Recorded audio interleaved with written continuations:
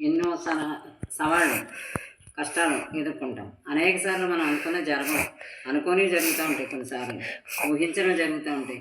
ఏది ఎలా జరిగినా సరే ఎదుర్కొనేందుకు ఒక ఆలోచన మనం ముందుగానే ఏర్పరచుకోవాలి. సత్సంకల్పాలతో, ధైర్యంతో, ఉత్సాహంతో ముందుకెళ్ళాలి. మంచిగా జరుగుతుందన్న విశ్వాసాన్ని ఎప్పుడూ వదలకూడదు. పెరుగుతానని ప్రక్క నుంచి మనసును బలహీనపడకుండా ధైర్యంగా ఉండాలి.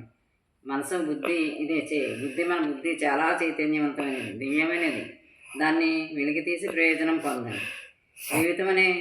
జీవితమే సవాళ్ళతో నిండి మన ఎదుట ప్రత్యక్షం అవుతుంది. ఎప్పుడు మనకి సవాళ్ళు కష్టాలు ఎదురుగా వచ్చేస్తూనే ఉంటాయి. అప్పుడు ఏం చేయాలి? మనం జీవితమే కురుక్షేత్రం, నిత్యము జరుగుతూనే ఉంటాయి.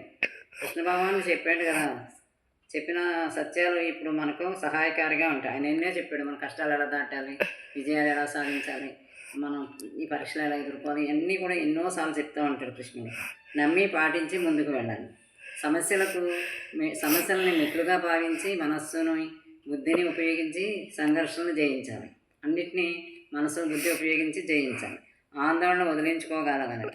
ఇన్ని సమస్యలు మన నుంచి మనల్ని ఎవరు రక్షిస్తారో? ఎవరో రారు మనల్ని రక్షించడానికి. మనల్ని మనమే రక్షించుకోవాలి. ప్రశాంతంగా ఆలోచించి మనల్ని మనమే రక్షించుకోవాలి.